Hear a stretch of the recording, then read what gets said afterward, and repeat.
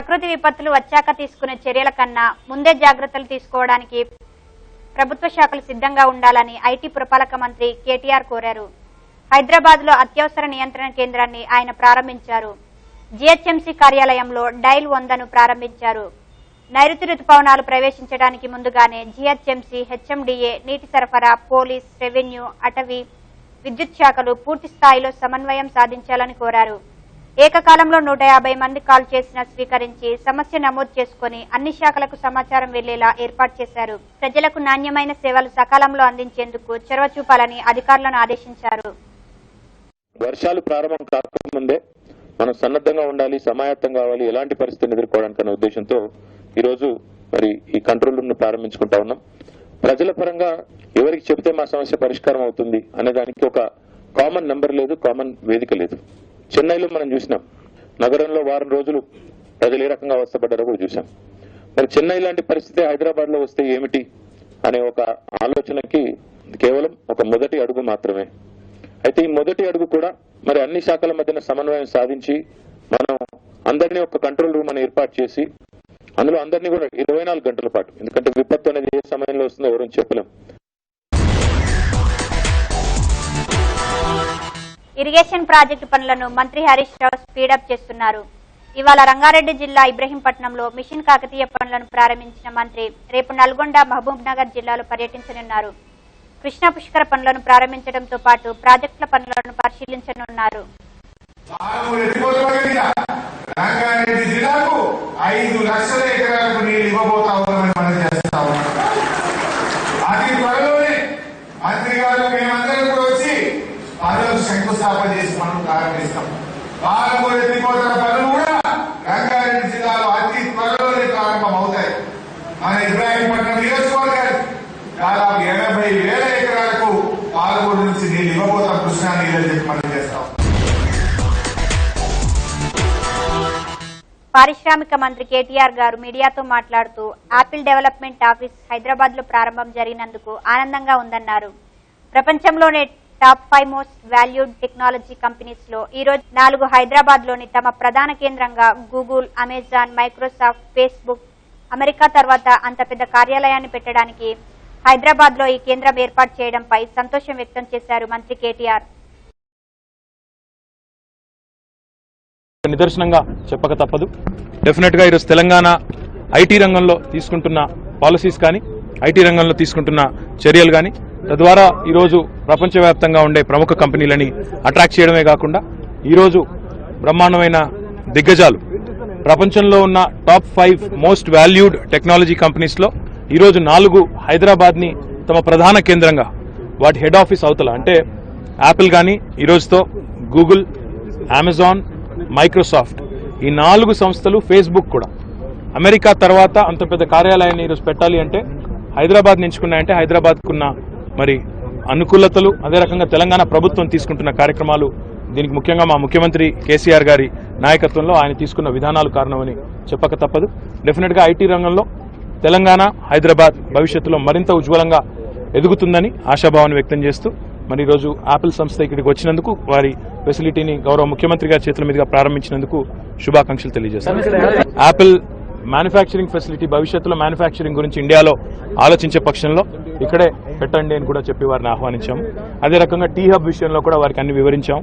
Tea hub ని కూడా సందర్శించాలని కోరాము. ఈరోజు సమయాభావం వల్ల రాలేకపోతానన్నారు, బట్ డెఫినెట్ గా భవిష్యత్తులో వస్తానని చెప్పి కూడా వారు చెప్పారు.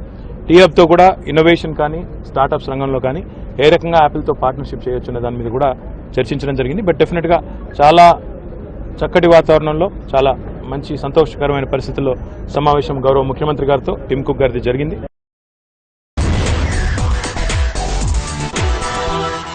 టీఆర్ఎస్ భవనంలో సీఎం కేసీఆర్ పాలేరు ఉప ఎన్నికల్లో ఘన విజయంపై తుమ్మల నాగేశ్వరరావుకు శుభాకాంక్షలు చెప్పారు.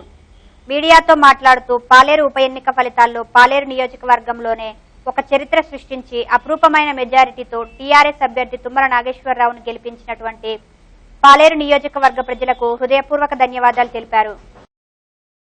అసలు టీఆర్ఎస్ ప్రభుత్వం ప్రవేశపెట్టిన బడ్జెట్ లో కమర్షియల్ ట్యాక్సెస్ ఈ సంవత్సరానికి మేము పెట్టుకున్న టార్గెటే 42,000 కోట్లు. అది మొత్తం రాష్ట్రానికి. ఒక్క హైదరాబాద్లోనే 60,000 కోట్లు వస్తుంది, దాన్ని వదులుకున్నామని అబద్దాలు చెప్తారు. ఇటువంటి అబద్దాల మీద, ఇటువంటి అసత్యాల మీద రాజకీయాలు నడిచే కాలం పోయింది. ప్రజలు వాస్తవాలు గమనిస్తారు. నిజంగా పనిచేసే వాళ్ళుంటే, ప్రజలకు అనుకూలంగా వ్యవహరిస్తే ప్రజలు పలు దఫాలు గెలిపిస్తారు అన్నదానికి ఇంకొక ఉదాహరణ, నరేంద్ర మోదీ గారిని 3 సార్లు గెలిపించారు గుజరాత్ల ప్రజలు. ఈరోజు మధ్యప్రదేశ్ ముఖ్యమంత్రి గారు కూడా 3 సార్లు గెలిచిండ్రు.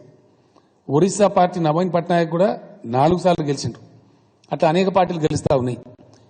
ఇవాళ వచ్చిన తాజా ఫలితాలు కూడా వెస్ట్ బెంగాల్ ప్రజలు మమతకు మళ్ళొకసారి గెలిపించినారు, మమతా బెనర్జీ గారికి. తమిళనాడులో అన్నా డిఎంకేని గెలిపించినారు. అంటే మంచిగా పనిచేస్తున్న ప్రభుత్వాలన్న కాడ డెఫినెట్ గా ప్రజలు కూడా హత్తుకుంటున్నారు. మిషన్ భగీరథ పనులు నిజామాబాద్ లో వేగంగా కొనసాగుతున్నాయి. అనుకున్న సమయానికి జిల్లాలోని 785 గ్రామాల ప్రజలకు త్రాగునీరు అందించడమే లక్ష్యంగా పనులు సాగుతున్నాయి. జుక్కల్, బాన్స్వాడ, మల్లారెడ్డి, బోధన్ నియోజకవర్గంలోని 16 మండలాల్లో 8,38,975 మందితో పాటు బోధన్ మున్సిపాలిటీలోని 1,30,000 మంది ప్రజలకు త్రాగునీరు అందించడానికి సింగూర్, జుక్కల్ ప్యాకేజీ పనులు కొనసాగుతున్నాయి. ఎగ్జిట్ పోల్ అంచనాలకు అనుగుణంగా కేరళలో ఎల్డీఎఫ్ విజయం సాధించింది. మొత్తం 140 అసెంబ్లీ స్థానాలకు జరిగిన ఎన్నికల్లో ఎల్డీఎఫ్ 91 స్థానాల్లో విజయం సాధించింది. ఎల్డీఎఫ్ 46 స్థానాల్లో విజయం సాధించింది. భాజపా 1 స్థానంలో, ఇతరులు 1 స్థానంలో విజయం సాధించారు. നേടാനിടയായത് നമ്മുടെ നാട്ടിലെ യുഡിഎഫ് എല്ലാ മൂല്യങ്ങളും നശിപ്പിച്ച് അത്ര കണ്ട് ജീർണത ബാധിച്ചതിന്റെ ഫലമായിട്ടാണ്. യുഡിഎഫിന്റെ ജീർണതയ്ക്കെതിരെയുള്ള വിധിയെഴുത്താണിത്. അതോടൊപ്പം തന്നെ വർഗീയ വിധ്വംസക ശക്തികളെ പൂർണ്ണമായും ജനങ്ങൾ നിരാകരിക്കാൻ തന്നെയാണ് തീരുമാനിച്ചത്. ഇപ്പോ അക്കൗണ്ട് തുടങ്ങാൻ വർഗീയ വിധ്വംസക ശക്തിക്ക് സാധിച്ചത് കോൺഗ്രസും യുഡിഎഫും സഹായിച്ചതിന്റെ ഭാഗമായിട്ടാണ്. കഴിഞ്ഞ തവണ തന്നെ നേമത്ത് ചാരുപ്പാറ രവിക്ക് കോൺഗ്രസ് മുഴുവൻ വോട്ടും ചെയ്തിരുന്നില്ല എന്ന് ആ ഘട്ടത്തിൽ തന്നെ വ്യക്തമായിരുന്നു. എന്നാൽ ചാരുപ്പാറ രവിക്ക് ലഭിച്ചതിൽ നിന്നും 8000 വോട്ടിന്റെ കുറവാണ് ഇത്തവണ യുഡിഎഫ് സ്ഥാനാർത്ഥിക്ക് അവിടെ ലഭിച്ചത്. തെരഞ്ഞെടുപ്പ് രംഗത്ത് കണ്ട കാഴ്ച ഒരു ബൂത്തിലും കോൺഗ്രസ് പ്രവർത്തകരുണ്ടായിരുന്നില്ല എന്നതാണ്. കോൺഗ്രസിന് നല്ല സ്വാധീനമുള്ള മണ്ഡലത്തിൽ മറ്റൊരു മണ്ഡലത്തിലെ കോൺഗ്രസ് സ്ഥാനാർത്ഥിയുടെ വിജയത്തിനു വേണ്ടി വോട്ട് മറിച്ചു കൊടുക്കുകയായിരുന്നു ചെയ്തത്. ഇത് അവിടെ മാത്രമല്ല, മറ്റു ചില മണ്ഡലങ്ങളിലും ഇത്തരത്തിലുള്ള പദ്ധതി നടപ്പാക്കിയിരുന്നു. ജാഗ്രതയോടെ ജനങ്ങൾ ഇടപെട്ടതിന്റെ ഭാഗമായി ചിലത് വിജയിപ്പിച്ചെടുക്കാൻ കഴിഞ്ഞിട്ടില്ല. അപ്പോൾ വർഗീയ വിധ്വംസക ശക്തികൾക്ക് എതിരായുള്ള ജനവിധി തന്നെയാണിത്. അതോടൊപ്പം കേരളത്തിൽ എൽഡിഎഫ് മുന്നോട്ട് വെച്ച വികസന നയമുണ്ട്. ആ വികസന നയത്തിനുള്ള അംഗീകാരം കൂടിയാണ്. കടുത്ത വേനലിലും കൈമേയ് മറന്ന് വിശ്രമമില്ലാതെ പ്രവർത്തിച്ച എൽഡിഎഫ് പ്രവർത്തകർക്ക് ഈ ഘട്ടത്തിൽ എങ്ങനെ നന്ദി പറയണമെന്നറിയില്ല. തീർച്ചയായും നാടിന്റെ ഇന്നത്തെ ആവശ്യകതക്കനുസരിച്ച് ഉയർന്നു പ്രവർത്തിക്കാൻ തന്നെയാണ് എൽഡിഎഫ് പ്രവർത്തകർ തയ്യാറായത്. അവർക്കെല്ലാം നന്ദി രേഖപ്പെടുത്തുന്നു. അതോടൊപ്പം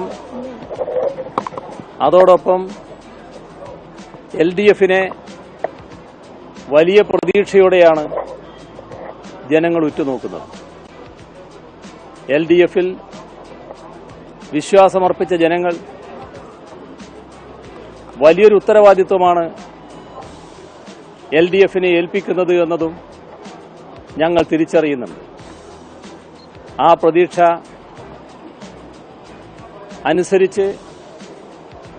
പ്രതീക്ഷയ്ക്കനുസരിച്ച് ഉയരാൻ LDF തയ്യാറാകും.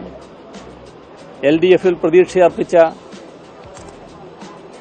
ജനങ്ങളെ നിരാശപ്പെടുത്താൻ LDF തയ്യാറാകില്ല എന്നുകൂടി ഈ ഘട്ടത്തിൽ ഉറപ്പു നൽകാൻ LDF-നു വേണ്ടി തയ്യാറാവുകയാണ്. എല്ലാവർക്കും ഒരിക്കൽ കൂടി ഈ ശ്രദ്ധേയമായ വിജയത്തിലേക്ക് നയിച്ച എല്ലാ ജനങ്ങൾക്കും ഒരിക്കൽ കൂടി കൃതജ്ഞത രേഖപ്പെടുത്തുന്നു. UDF നേതാക്കൾ പറയുന്നത് LDF-ഉം BJP-യും ഒത്തുകളിച്ചിട്ടാണ് UDF-ന്റെ പല മുതിർന്ന നേതാക്കളെ തോൽപ്പിച്ചതെന്നാണ്. ആ ആരോപണത്തോടെ എങ്ങനെ പ്രതികരിക്കുന്നത്? മാറി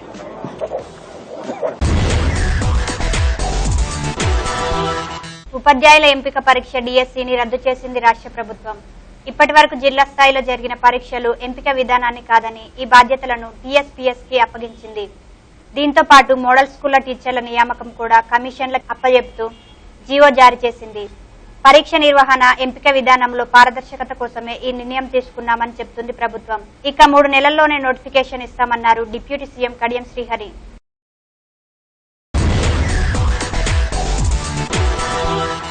పాలేరు నియోజకవర్గ ఉప ఎన్నికల ఫలితాల్లో టీఆర్ఎస్ ఘన విజయం సాధించింది. టీఆర్ఎస్ దూకుడుకు ఏ రౌండ్లో పోటీ ఇవ్వలేకపోయింది కాంగ్రెస్. దివంగత ఎమ్మెల్యే రామరెడ్డి వెంకటరెడ్డి సతీమణి కాంగ్రెస్ అభ్యర్థి సుచరితారెడ్డిపై తుమ్మల నాగేశ్వరరావు 45,750 ఓట్ల మెజారిటీతో గెలుపొందారు. 18 రౌండ్లలో 48,000 భారీ ఆధిక్యంతో విజయం సాధించడంతో టీఆర్ఎస్ శ్రేణులు బాణసంచలు కాల్చి సంబరాలు జరుపుకున్నాయి.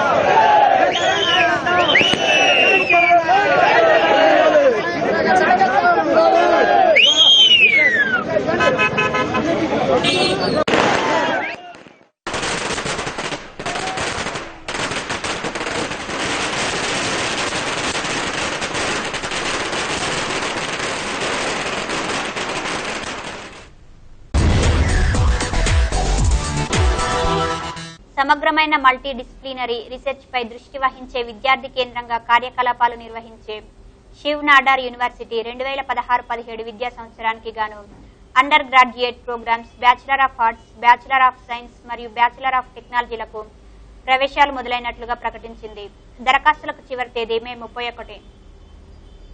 I've had some outstanding talent emerge from here. Some of my finest employees, partners, students have been from here. So as a university, we were extremely keen to come to this rich reservoir and attract people, get the story of Shiv Nadar University out to the state and to the city. We know, for instance, that there's a dearth of truly world-class universities in India, and Shiv Nadar University aims to be really at the foremost of that. It's a multidisciplinary, research-oriented university that is as focused on creating knowledge as disseminating knowledge. So we expect this university will be ranked as among the finest in the country. Most recently, the President of India accepted Shiv Nadar University formally as a gift to the nation.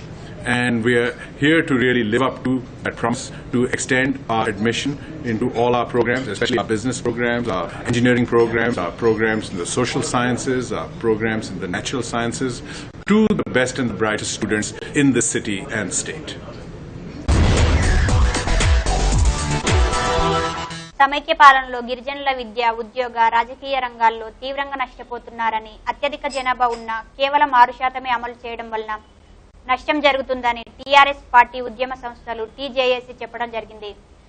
కానీ సాధించుకున్న తెలంగాణ రాష్ట్రంలో 2 సంవత్సరాలు కావస్తున్న మా జనాభా దామాషా ప్రకారం 10% reservation అమలు చేయకపోవడంతో విద్యార్థులు తమ విలువైన రెండు విద్యా సంవత్సరాలు కోల్పోగా ఉద్యోగ నియామకాలలో కూడా అన్యాయం జరిగిందని, ఇప్పటికీ నిర్లక్ష్యం చేయకుండా వెంటనే జనాభా దామాషా ప్రకారం గిరిజనులకు అన్ని రంగాలలో వాటా ఇవ్వాలని కోరుతూ మే 25న ఇందిరా పార్క్ వద్ద 12 గంటలకు మహాప్రదర్శనను అన్ని గిరిజన తెగల సంఘాలతో నిర్వహించి మా డిమాండ్ను తెలియజెప్పాలనే ఉద్దేశంతో వేలాది మంది గిరిజనులతో నిర్వహిస్తున్నామని, వేలాదిగా హాజరు కావాలని పిలుపునిచ్చారు.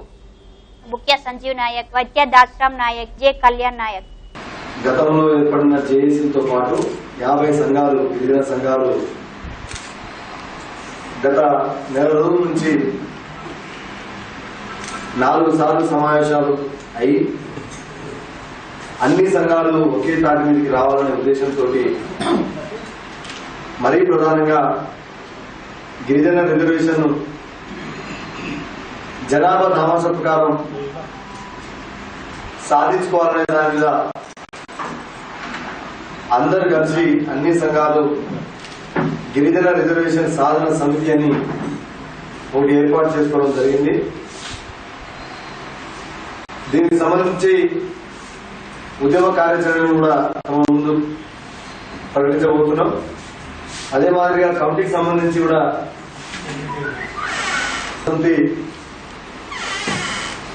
ఇందాక చెప్పినట్టుగా 50 సంఘాలతోటి కలిసి మనకు బలం సరిపోదు, గవర్నమెంట్ కూడా శక్తి సరిపోదు. గవర్నమెంట్ మెడలు ఉంచాలంటే మీరు విడివిడిగా మీకు వేరే వేరే ఎజెండాలు ఉన్నా ఆ ఎజెండాలు పక్కన పెట్టండి. ఏకైక ఎజెండా, అందరి ఉమ్మడి ఎజెండా రిజర్వేషన్. జరగబోయే గిరిజన ర్యాలీని గిరిజన రిజర్వేషన్ మేమెంత మందిమో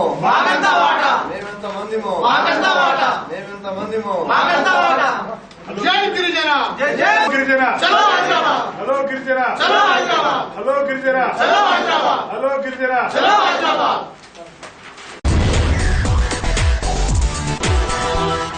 రాష్ట్రం ఐటీ రంగంలో అద్భుత ఘట్టం ఆవిష్కృతమైంది. ప్రపంచ దిగ్గజ యాపిల్ ఆవిష్కరణ కేంద్రం హైదరాబాద్ శివార్ నానక్రామ్ గూడలో ప్రారంభమైంది.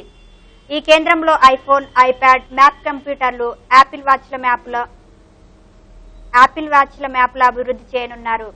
హైదరాబాద్ లో యాపిల్ నూతన శాఖ వల్ల 4,000 మందికి ఉపాధి అవకాశాలు లభించనున్నాయి.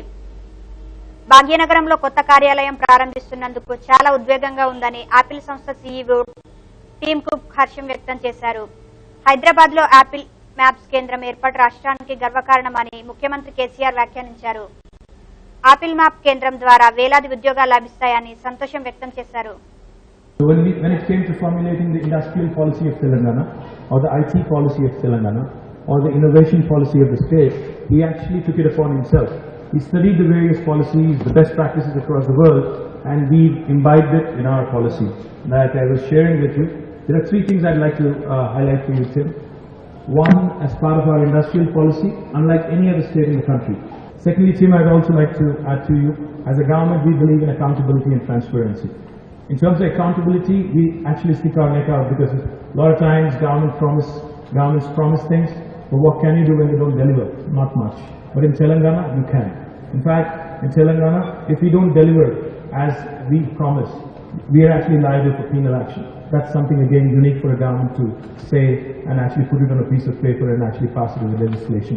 The second thing I also wanted to highlight, Tim, for you is, today Hyderabad, in the last 23 months of the new state coming into being, has attracted some of the marquee names in business, especially in information technology. In fact, today, I would like to share with you, right next to you, right next to where we are, on the one hand, you have a huge campus of Amazon coming up. They're building their own campus, almost 2 million square foot. On the other side, you also have Google coming up. All of your competition is right next door. So, welcome to the area. I'd also like to request you and place on record, Tim, our appreciation for you coming all the way. Secondly, we also understand we're looking at a couple other options also. We're one of the fastest growing markets in the world, and in Telangana as well, I think you'll have plenty of Apple users everywhere you go. And we would also like to request you to consider 2 things. One, setting up your own campus. We know this is the least space. 2, also, eventually when you decide to set up manufacturing of your mobile devices, we would also like you to consider us as a partner. In fact, as a state, we would like to also put it on record and request you, look at us and treat us as a partner in your growth story, because we would like to grow with Apple. We'd like to grow together with you. There are a lot of synergies to explore. There are a lot of possibilities which also can be tapped. T-Hub is one of the things which we are extremely proud of.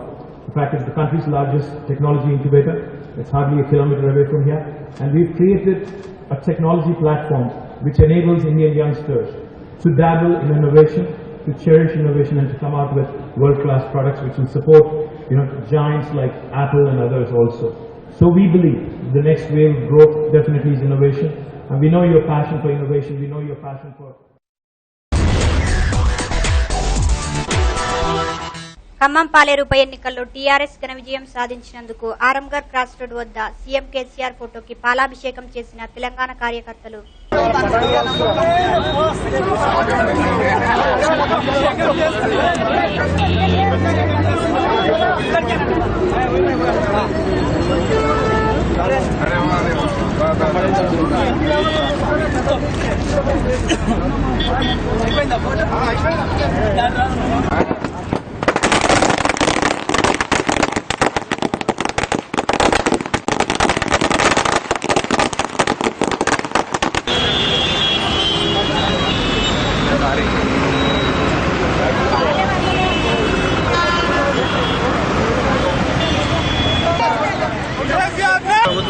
మన తెలంగాణ ప్రభుత్వం ముఖ్యమంత్రి గారు శ్రీ కల్వకుంట్ల చంద్రశేఖర్ గారు ప్రజల పక్షపాతి అని మన ఈరోజు ప్రజా సమస్యపై తను నిరంతరం కృషి చేస్తున్నారని దానికి నిదర్శనం ఈరోజు పాలమూరు మన ఖమ్మం జిల్లా పాలమూరు ఎలక్షన్ రిజల్ట్ అని తెలియజేస్తున్నాడు. మన 47,000 మెజారిటీతో ఈరోజు మన దుమ్మల నాగేశ్వరరావు గెలిపే ఈరోజు అది ప్రజల పక్ష నిదర్శనం అని తెలియజేస్తున్నాను.